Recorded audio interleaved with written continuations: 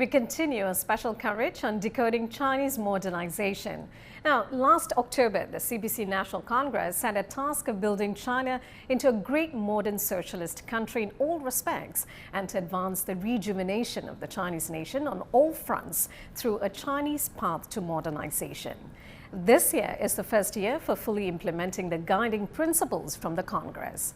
Today, we focus on innovation in science and technology, and for that, my colleague Hona joins me now in the studio. Hona, good to see you. Now, the government has stressed on boosting China's strategic strength in science and technology to build a modern socialist country. So walk us through the current achievements and future goals. Hello, Gus. Well, yes, innovation in science and technology is the cornerstone of achieving Chinese modernization, and that was the key message sent by General Secretary Xi Jinping in a report delivered to the 20th CPC National Congress last October. Well, Xi said to meet China's strategic needs, we will concentrate resources on original and pioneering scientific and technological research to achieve breakthroughs in core technologies in key fields. He has on many occasions underlined the importance of basic research to strengthen China's self-reliance in the field of science and technology, saying it is the only way to build the country into a global scientific and technological powerhouse. From 2012 to 2022, China's science and technology development saw profound changes, making it the fastest growing decade for the nation's science and tech sector in history. Since 2012, China has climbed 23 spots to take the 11th place on the Global Innovation Index 2022, published by the World Intellectual Property Organization. And China's gross domestic expenditure on research and development reached 3.9 trillion yuan, or about $449 billion last year, surpassing the 3 trillion yuan milestone for the first time. And last year, the country spent over 195 billion yuan on basic research, nearly 4 times more than 49.9 billion yuan budget in 2012. And last year, the number of high-tech companies increased from 39,000 in 2012 to over 400,000. The country had 762 companies listed among the world's 2,500 top R&D spenders. And as for international cooperation, China has established collaboration agreements with over 160 countries and regions and had participated in over 200 global organizations and multilateral mechanisms. Climate change, clean energy, and tackling the COVID-19 pandemic were some of the critical areas of international cooperation for China. And as for future plans, China will expand opening up and cooperation in science and technology. The country will also foster and internationalize a research development and globally competitive innovation ecosystem. Well, artificial intelligence will be one of the fields in which China will proactively participate in international collaboration and governance. China will continue to support basic research, commercialization, and ethical use of AI technologies as a new strategic industry. For example, ChatGPT and other AI tools based on natural language processing have great application potential in many industries. However, the technology has prompted debate, as some have been caught using it to cheat on academic assignments or to generate malicious content. And as a result, scientists and tech companies worldwide are closely monitoring how nations can regulate similar AI language tools. Back to you, Gus, in the studio. Hona, indeed a lot to look forward to. Thank you. Now, as a pioneering city in science and tech, Shenzhen has taken the top spot in the ranking of China's national innovative cities for 4 consecutive years. Our reporter Chu Hua joins me now from the Tech Hub. Chu Hua, what are some of the innovative achievements in Shenzhen?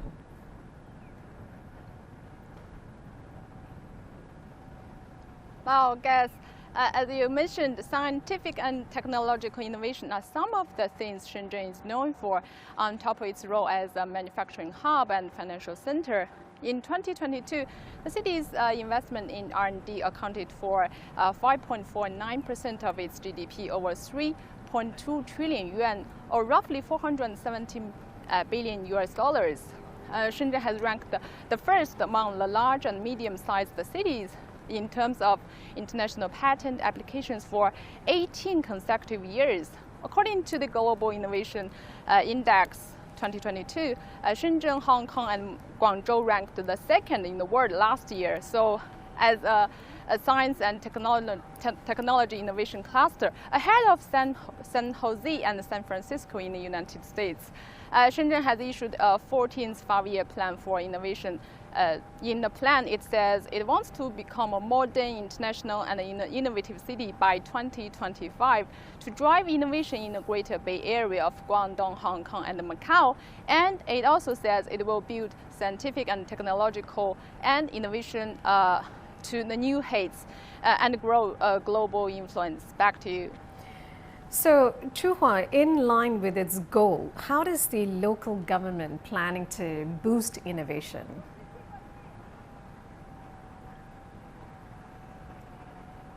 Actually, in recent years, Shenzhen's Municipal Finance Department allocates around 4.49 billion yuan, around $630 million annually to attract talents to settle down in the city.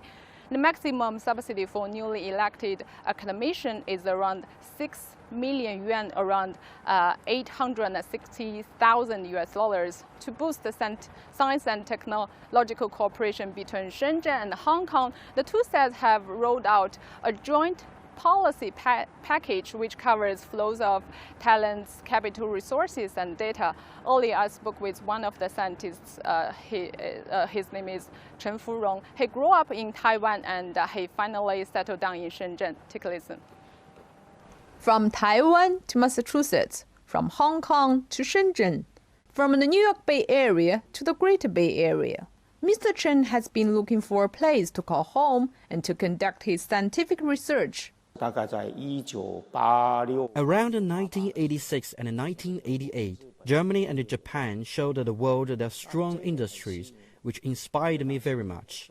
I actually got a green card when I was working at Northwestern University, but I decided to come back to China. Back in the 1980s, Mr. Chen noticed the momentum was rising in Asia, and the future of scientific innovation looked promising in China. As a leading professor in electron microscopy, Mr. Chen finally found his ideal workplace in the Hetao Shenzhen-Hong Kong Science and Technology Innovation Cooperation Zone. Scientific research and development actually need two things. One is a place, the other is the money. The cooperation zone has provided us with an independent research building. In the next 10 years, the Shenzhen municipal government will invest nearly 1 billion yuan, around $145 million to support our scientific research. Institutional innovation is vital for Shenzhen-Hong Kong science and technological cooperation. What have both sides done right so far? We have issued a batch of joint policy packages, scientific research policy packages, industrial policy packages, and plans to support Hong Kong and Macau to break ground in research and the application of science and technology. A total of 2.9 billion yuan, around $420 million, will be invested this year to build 150,000 square meters of high-quality research space, which has received praise from Mr. Chen's research team. What is our original purpose and mission?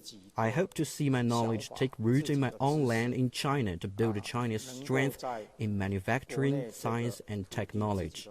The mission of the Cooperation Zone is to channel system innovation, scientific and technological innovation for the two sides, to make it easier to move people, goods, capital, and data, to bring our scientific research, legislation, taxation, and park management in line with the standards of the international community and Hong Kong. The smooth integration of rules and mechanism of Shenzhen and Hong Kong have proven to be a successful practice for high-quality development in China's path to modernization. Our Kunpeng's flap goes thousands of miles into the sky where nothing can stand in its way. This is my expectation for the future of the Shenzhen-Hong Kong cooperation with the support of our government.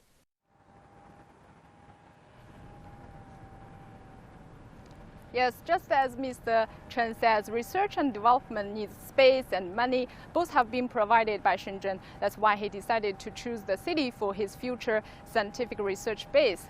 Chen compares Shenzhen to the enormous bird Kunpeng, symbolizing there's a huge space for its future development. Back to you. Chuhua, thank you for that report.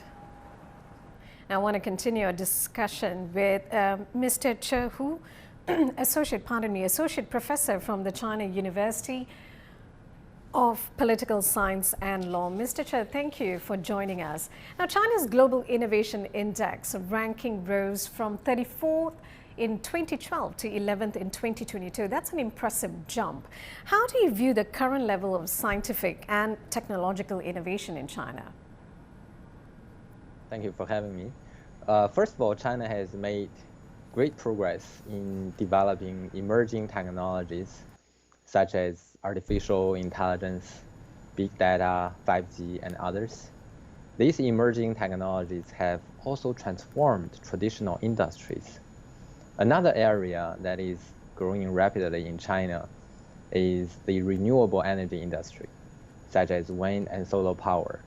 As a result, people have benefited from new products and better services and clean energy. On the other hand, fundamental research is still one area that needs to be further developed.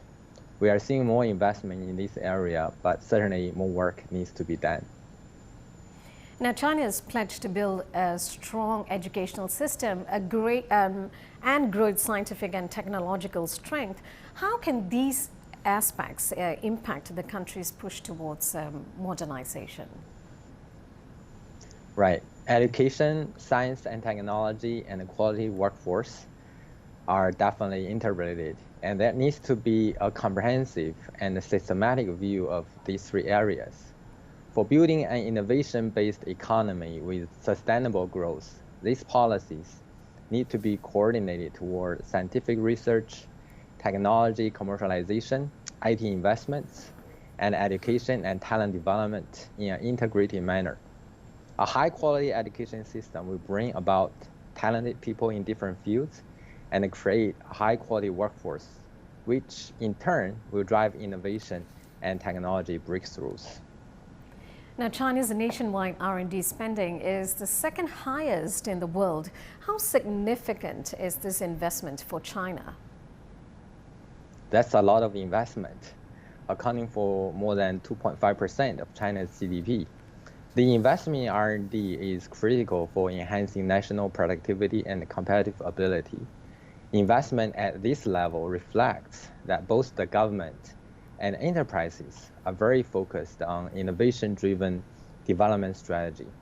These R&D investment bring benefits in three dimensions. It will not only benefit individual firms, but also the society as a whole. Benefits that we can enjoy today as well as in future, because it will build the foundation for future technology advancement. This will also lead to benefits that not only China, but also other countries can enjoy as well. Mr. Chair, I want to thank you for your time and your perspectives.